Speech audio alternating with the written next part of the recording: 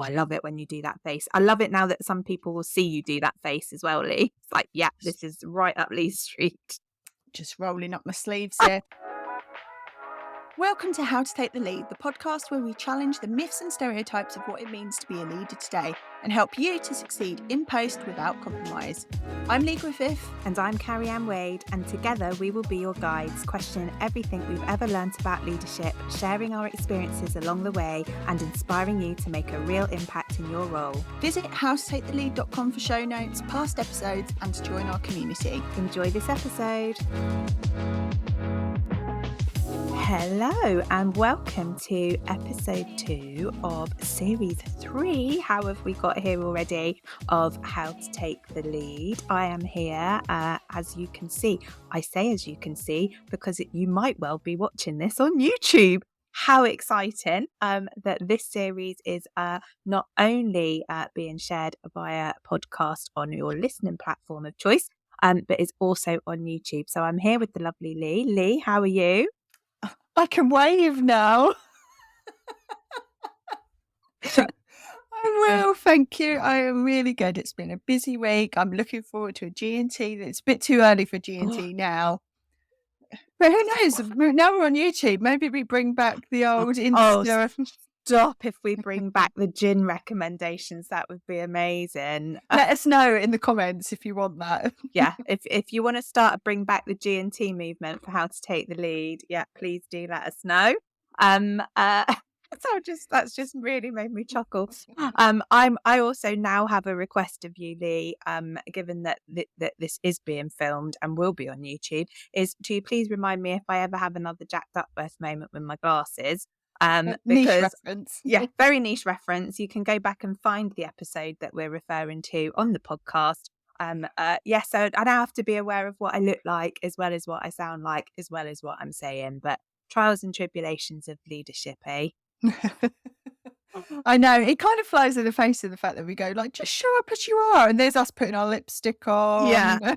I couldn't possibly go on looking like that. I'll frighten people. And then I felt sorry for my poor team who do sometimes have to see me on video all day long without my lipstick on. So, I probably need to stop, being my more authentic self. So here we are. Welcome to How to Take the Lead. You can now watch along on YouTube if you'd like to. If you would like to do that, we would love it if you would share it, leave a comment, and the same applies to listening on your platform of choice to the podcast as well, because if you just share this with one other person, you are helping us with our movement in creating the modern leader, which would be just brilliant. We're also on the socials, so you can find us on Instagram and Twitter. And again, we would love to hear your feedback. Do connect with us, tell us what you think and what you'd like us to cover to help you on your leadership journey. So I think that's probably all of the intro spiel I need to give to make sure that you are showing up where we're showing up and vice versa. It feels like when you go to a conference now, doesn't it? The exits are here and here. We haven't got a planned alarm. No. So if you do hear one, please evacuate the building. I mean, I would say if you need a comfort break, we're all adults and just go. But I would be disappointed if you did that, Lee. Then I would be sat here on my own. So if you need a comfort break, you're just going to have to wait, okay? So let's get into what we are planning to talk about in this episode of How to Take the Lead. And it's something that has come up for me in numerous different conversations over the years, I would probably say. So not just recently, but over a period of time, around what organisations can do to support the development of their leaders. It's something that I often hear quite a lot of moans and niggles about. It's something that some places seem to get really right, some places seem to get really wrong, and there also feels like there are a lot of organisations that are just sitting somewhere in the middle of that spectrum, kind of just doing enough maybe to make leaders feel valued, to help develop a potential pipeline of future leaders for their organisation. So I really wanted to just have that conversation with you today, Lee, and get some of your views on that. And where I wanted to start, given that we definitely both claim to be leaders in our respective fields and in potentially previous roles we've had in your situation, and in my current role. But I just sort of wondered if we could reflect a little bit on how we got here. From We don't have to go into all of that because that would be a really long episode. But from the point of view of what sort of leadership conversations did you ever have, if any, early on in your career? Because we have found ourselves, for whatever reason, I would like to think through hard work and aspiration, in these leadership positions in our careers. But like, when did we talk about this sort of stuff, and who talked about it with us when we're much earlier on in our career journeys? Yeah, it's really interesting, isn't it? Because I don't recall any specific conversations. Certainly not in my more junior days, if I put it that way. I can recall a couple of conversations when I became more senior, um, but not anything in as I was kind of coming up the ranks. There's two conversations that stick in my mind. One was telling me actually that I needed to move into a more operational role if I wanted to progress in my career. So it was kind of saying, "Oh, your chosen profession isn't taken seriously enough, and you need Oh, to." well, let's not get on that soapbox, Yeah. Lee, because that could be a whole other episode. And the other one was with a really supportive CEO who recognised what I could offer, um, and I suppose actively then had that discussion with me about, well, let's get you a coach to work on the things you perhaps don't feel as comfortable with. Put me on a leadership, a system leadership course. So that was expanding my horizon and my network a bit more. And it was a course they'd been on themselves. And actually, both of these conversations were with CEOs. So it's quite interesting the different approach of two different CEOs. I'm giving you the finger there. I Yeah, didn't I mean know. to. Sorry to all the viewers slash listeners who have just seen Lee flip the bird. So yeah, it's an interesting one that I genuinely maybe someone in my past will listen to this and go, hang on a minute, what about this thing that happened? But I can't remember it if I did. And I think that's interesting, isn't it? You say maybe someone in my, who's had a touch point with me in my past career would beg to differ. But actually, if that hasn't stuck with you and resonated with you, good, bad, or otherwise, then clearly it didn't really have an impact. So Mm, I think that is interesting. My experience would be very similar to yours, which was until I had an opportunity to move into a more senior role and act up and really think about being a leader, what it means to be a leader, or have any conversations about sort of leadership development. And until you're in that space, and there's a little bit of me yeah. that worries if that's a bit too late for some Well, people, like you're in it then, and it's like, oh, that's a whole other conversation I'm okay. sure we're going to get into. Absolutely. And I think like my reflections are similar to yours, as in I've worked with people once I've been in leadership positions who have interestingly either been very supportive and perhaps challenged my thinking. I had one chief exec who in my second one-to-one with them said, so, where do you want to be in 5 years' time? Do you want to be a chief exec? And I was like, actually, no, thanks. And that's okay too. But that's not, where I want to head. But then have had other, managers who have not really been interested in, not in my development as a leader. And I think, that's just been something that I've reflected on and Mm. found quite interesting. So I guess to shift that along a little bit, what sort of support would have been useful to you from your organisations to get you to think about whether or not being a leader was something that you wanted from your career and support you to get there if it was? Yeah. I mean, it's a hard one to answer in some ways because I've always been very proactive in my own development, and therefore, when I say I didn't get support from my organisation, I didn't get specific leadership support. I did get a lot of support because I made a case for things. They paid for me to do a master's. I went to conferences, all of that kind of stuff. It wouldn't have happened if I hadn't made a clear case. Um, and I suppose my interesting reflection, linking it back to the leadership thing, is that they were happy to pay for me to do things to make me become more expert in my field, but less keen on you to do anything that would perhaps develop you more broadly. And it was almost maybe that fear that they're going to lose you if they do that. And I think that's perhaps the crux of the issue, that no one is having real conversations about people's ambitions and progression and all of that kind of stuff, because there's that fear if they help you achieve that, then they're going to lose you. And so I wonder whether what would be useful from organisations is a bit of a mindset shift, that actually broadly developing your people is beneficial to the organisation, whether you keep them or not. They're actually probably more likely to stay with you if you do that broader development. Of course, if you're in an expert area and there isn't that progression, then it's only natural you're going to move, but you can't hold on and hold people back for your selfish reasons. Yeah. Oh, I'm so on board with what you've said there. And my experience again would be similar, that very happy to fund sort of technical training in the chosen expert field that I work in, but a lot of experience has been less happy to, as you say, fund things that are much more broad and maybe about, being a leader. And it's interesting, that is it fear of losing people that stops organizations wanting to invest in individuals and in groups of people in their organization that have real potential to step into that senior leadership space.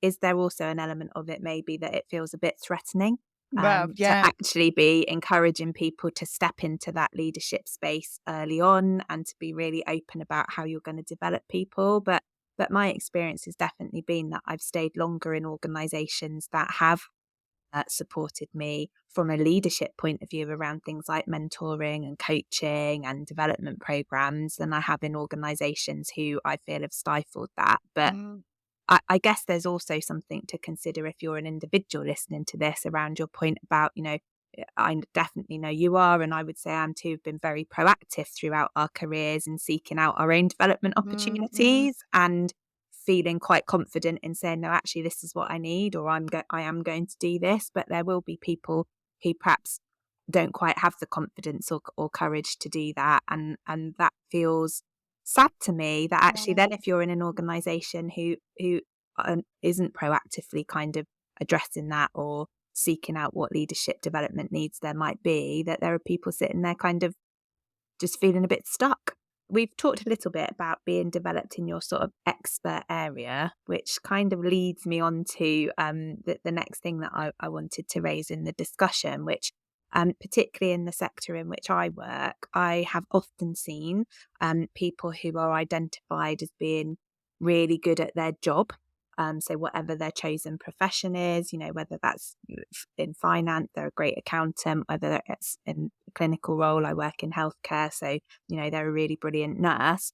And it's almost assumed by their leaders or by the organisations that will automatically make them a good leader. Mm, So then they get promotional opportunities to step into that leadership space, but often with kind of no development plan to support them. So yeah. what's your take on how organisations potentially could start to tackle some of this? Oh, I love it when you do that face. I love it now that some people will see you do that face as well, Lee. It's like, yeah, this is right up Lee's street.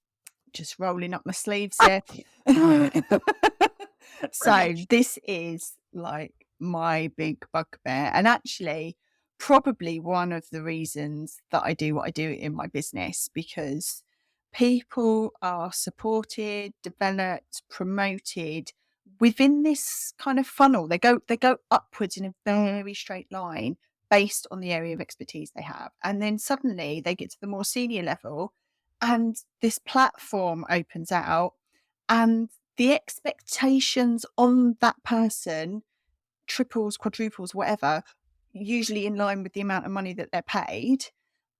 And yet people are just left out there exposed and left to flounder. And I think the issue is that organizations don't really think about the things that they want leaders to do in their organization and then give them that practical support. And I'm talking about things like writing business cases, how do you do plans for cost savings, how do you make service change, how do you do strategy and planning, how do you deal with the board, public engagement, talk about things that aren't your area of expertise and portfolio to a broader organisation or stakeholder. I could go on with the list of stuff that I've had to help people in my kind of corporate career and also now in the business that I run. And what happens is that leaders come across these things in real time and they struggle to handle it. They get judged by others that they don't know what they're doing. More pressure's put on them because there's this expectation of delivery because they're being paid so much money. And it creates this really unsupportive environment. It makes the leader really bloody miserable and affects their confidence and questioning their ability to kind of take it forward. And at worst, leaders are left to fail and maybe even need to exit the role or get moved on to something else. And there are a lot of leaders that I work with who are people in that position where they're just trying to adjust to these new demands and expectations and figure out what kind of leader they actually want to be. So I think, what can an organization do to bring it back to your question is like invest in coaching. Yes, that sounds like, of course, I'd be promoting that, but invest in that safe space so they can explore the nutty issues and all of that kind of stuff. Look at how you're preparing leaders in your organization. So can you buddy them up? Can you give them shadow opportunities? Can you give them a chance to really see what the type of things they're going to have to deal with, and maybe give them that experience early on when it's okay to fail? And we've talked about psychological safety in the second series. It is about creating that safety culture for leaders to start to explore, and they need to do it at an earlier stage in their career so that they can feel like they've had the knocks and the trips and the falls before they get to that most senior level. I think we need to do a massive amount of work to challenge the typical leadership development programs that are out there, because in my opinion, a lot of them offer the same stuff. And it doesn't necessarily close the gap. That list of stuff that I was just reeled off, it doesn't necessarily touch the sides on some of that stuff. And then I think there's a thing about leaders who are already in senior leadership positions need to change their own expectations about new leaders and how they respond to new leaders. You can't expect someone who's been in the job for 2 minutes to perform like someone who's been in the job for 10 years. Yes, the person who's been in the job for 10 years might know some stuff, but they're not necessarily always going to be the best person to know. So you can't model your expectations on someone who's been in that job for longer. Sorry, that I literally could talk about this all day. I do know, I love it. I feel like that's the first soapbox moment truly of series 3, which is excellent because it's only in the second episode. So more of this as we go on, I'm sure. But yeah, there's so much in what you've said there, Lee, that really resonates with me. And I got when you said about, leaders who've been well established in an organization can't expect new leaders to just like step in and be like them, but nor should we want new leaders to be like them. Well, that's what we're here for, isn't it? Exactly. Yes. And there's something for me just about that, like, we want to create that diverse thinking, that diverse culture, that diverse conversation. So we don't want 10 leaders who are all the same. We want these new people to come through and feel able to flourish and grow and thrive with support, that they're not just left there, as you say, floundering, left to their own devices because they haven't had maybe that encouragement, that exposure, that support before they've got into those senior leadership roles. So I absolutely do agree with everything that you've said. I think there's also something for me, and you touched on it slightly, so I'd like to explore it a bit more, around the types of organisational leadership programs that get put on.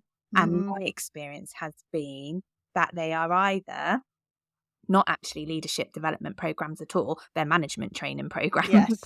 And they're about really practical. And I know we've talked about, needing to understand a bit more about how your remit changes as a senior leader. But the leadership development programs that I've often had exposure to are just about, how to be a decent manager, basically, managing sickness, having a challenging conversation, how are you logging annual leave? Like, how are you managing performance? And But it's all down here, yeah, isn't it? And that's the very thing. So operational. those things might still be true, but they're different when you get to a more senior level, and the context changes, and yet the training doesn't Yes. change. Yes, they're badged as a leadership development program, and really they're management training. Or I tend to find there's a kind of one size fits all approach. Mm, And I know there are organisations like we have our way, so and we have our value set, and all of those things are really important to be aligned. But I sometimes think that kind of blinkered one size fits all with what leadership development we're going to offer, because what we're trying to do is create a consistent approach and a consistent offer for leaders, doesn't work for people on a lot of levels, either because their own kind of ways that they grow and develop and educate themselves are not what's on offer in that program. So it's kind of not diverse enough in terms mm. of opportunity and ways of learning. Um, or I guess because it sort of feels sometimes a bit culty, and like I absolutely think, values need to align when you work in an organization for you to feel able to Yeah, create that psychological safety and work well with other people. But sometimes it can feel a bit like culty, like actually, this leadership development program is going to turn you into a bit of a robot leader. yeah, Is yeah, again, back to that point, the same as every other leader. And yeah. actually, I don't feel like that is what we want in this day and age in terms of leadership. So sorry, having gone a really long-winded route around describing all of that, I guess it's kind of with taking that on board, what are your views on what we need to consider in order to change some approach to this kind of one size fits all management Yeah. development rather than leadership development? Well, and I think the point you make about creating this like robotic production line of what we want our leaders to look like gets to the nub of the actual problem of when you do the training, because it doesn't take into account people's individual styles and what will work for them, and maybe even how they engage with learning, and all of that kind of stuff is very different. So for me, you need to tailor it. Yes, of course, I know that takes time and it takes effort, and it can be hard. You want to try and do things at scale because that's the most cost effective and quickest way to do things. But you've got to be able to couple that with bespoke interventions with people at the right time on the right topic. So you need to be looking at, what are the topics that that person needs. How do you deliver it that's going to best engage that person and help them, and when is the right time to do that? So don't just say, oh, everyone's got to come along on a Monday morning and we can do this once a month and that's it. Because there's no, for me, there always lacks a so what factor to that training, because people will go for a 1 day thing or a week thing or half a day, whatever it might be, or online training. And then the next day they go back to business and they forget it. They've made some notes, they filed the notes away. They might have had a little breakthrough moment. There might be a couple of new tools that they've started to use, but it doesn't fundamentally shift the dial in the way that the organization hopes it would shift.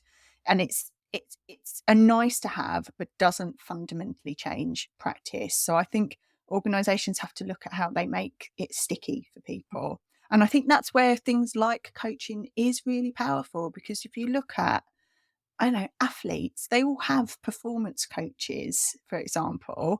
And in leadership, it can feel like it's a nice to have a coach, or it's only for the most senior people in the organization.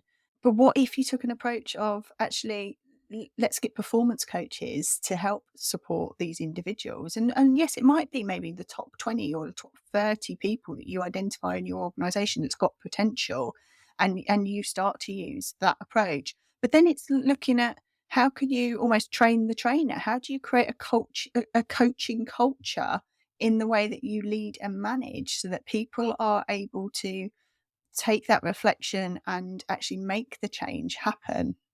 I'm all for that. I am absolutely here for kind of that personalization. So I agree, there is a time and a place maybe for that more organizational wide approach to some of that development, but that can't be the only way you develop leaders or potential future leaders in your organization. The coaching is really powerful, and actually, going into a slightly different topic that I know we've covered before, really fits with what type of culture you're trying to create in your organization that your leaders are role modeling. So that kind of coaching behavior and style of leadership can be definitely really powerful. I also think there's things in there for me around, you mentioned some organizations wanting leadership development to feel and be cost effective, but there is something about investing in people, whether that is through paid for development opportunities, or whether that is through some development opportunities which might be free, like shadowing, like potentially having an informal mentoring relationship, helping people to grow their network of peer support. But it's almost enabling people when they reach leadership positions to know that it's okay to invest their time in that, because it's an important part of growing as a leader. So I don't think that investment always has to be about kind of hard cash of how much a development opportunity costs in terms of an invoice being sent to you, but there is something about enabling people to feel like it's okay to invest in their own development, however that transpires. And in doing that, you're showing that you value those people, that you value their leadership in your organisation, or that you value their potential to be leaders in your organisation, which fits so much with the retention piece that we briefly touched on. But it's finding the right fit for the person and the objectives that you as an organisation and that person is seeking to achieve. And I think sometimes the risk with organisations that think that they're doing that well is that they're utilising free resources. So it might be, we have internal coaches you can use, for example. I'm only talking about that because obviously that's my area and interest, but they'll use that, or they'll go to a free network that they can get that, which is all very well and good, and it does have a place. But wouldn't it be far better to recognise if there is an expert intervention or a specialist type of coach or trainer or something that someone needs, and do the match in the right way at the right time, than just going, oh, well, you've got access to the free stuff, but the free stuff might not challenge you in the way that you need to be challenged in your leadership growth. And it might not make you feel as valued as somebody actually investing in you as a leader, and it might not make you want to stay there. Absolutely. And, I think one of the things that comes up a lot for me with senior communicators that I work with as a mentor is around the fact that probably up to that point where they've potentially worked with me, they've been given exactly what you've said. Oh, well, we've got trained mentors in our organisation, so use one of them. And it's like, actually, quite often they don't have that professional background and expertise that a mentor can often bring in terms of experience and support and advice. But equally, sometimes leaders don't want that in their own organisation, because what they want to talk to a mentor or a coach or whomever, a support network, about feels like something that might be too tricky and challenging to talk about with people that work with you. Yeah, and they've got to show their vulnerability, and it can be really hard, particularly if you're in a senior leadership position, to show. And we talk about showing up and saying, this is hard, I don't know how to do this and that and the other. But that you've got to go on a journey to get to that place to be able to be open with someone and say that, and you've got to be able to expose that vulnerability. And if you can't do that in a safe space first, you're never going to do it in your organisation. Absolutely. And I guess many people listening to this will already be in senior leadership positions and leaders in their own organisations who perhaps have that power to think about how they want to develop future leaders or existing leaders in their organisation. So if we're talking to one of those individuals, what can I as a leader start to think about in terms of how I can do things differently and help develop other leaders in my place of work? So I don't think there's anything really new in terms of what I've already said. So I'll just repeat the three things I think that are most important to me. So one is that as leaders, taking that coaching approach to support other leaders is going to always be beneficial. The high performance organisations always take that approach. I think you need to think about the person, and you need to stop worrying about them, about losing them, and they don't need this kind of development for this role or for these objectives. You think holistically about the type of person you're helping to shape and the impact they can have on the organisation or in other organisations that they go on to work. And I think there's self-work you need to do as a leader on your own attitudes and behaviours and your expectations, going back to that thing around you can't expect someone newly into a role to be performing like you are in your role. And I say that being someone who has set really high expectations of my team in the past and have had to do a lot of work to go, well, maybe they don't think and feel the same as me, or maybe just because I did it this way doesn't mean that they're going to do it this way. So, we're all human. This is a natural thing that happens, but we all need to work on that. Yeah, I would just build on those points by saying, actually, as a leader, you do manage people in your organisation that work directly to you. So actually have those appraisals, give meaningful feedback to people that will help their development. Don't just wait a year to do that appraising and talk about the personal development plan, which so often happens in organisations as a tick box exercise to say everyone's got one and then it's not revisited for a year. Like, bring that to life for the people that are in your leadership team that you are leading, managing and supporting. And I think also as a leader, I think you have a role to identify those learning opportunities for individuals as well as organisationally, because I don't think we should just be expecting people to come up with their own, because quite often, it takes more conversations than just the self-reflection to work out what would make somebody a more impactful or effective leader. So, do those interventions, identify those opportunities and offer them to people. Don't expect people just to be merrily sat away, at home doing their own development, I say in bunny ears. So hopefully that last bit of conversation gave some helpful how-tos, because we do always like to end an episode with some practical things that people can consider and hopefully do. As this is a year of action, let's go more for the doing than the considering. Is there, I love that you put your hand up, Lee. I was just about to say to you, is there anything burning that you want to share before we end this conversation about how organisations can support leadership development?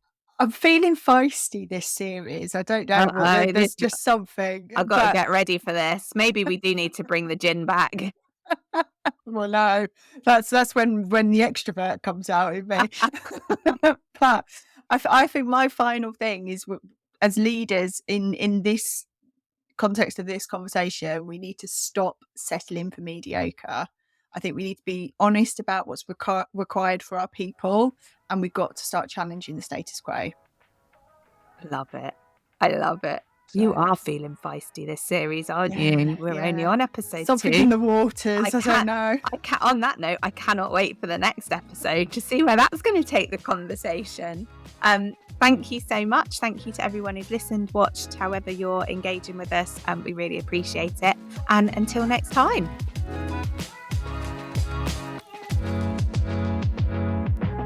Thanks for listening to today's episode. Don't forget to hit follow and share the show with someone you know. Oh, that rhymes. A rating or review will be much appreciated. If you're looking for some leadership inspiration, why not get a free copy of our recommended reading list? Visit howtotakethelead.com to download. Until next week, get out there and take the lead.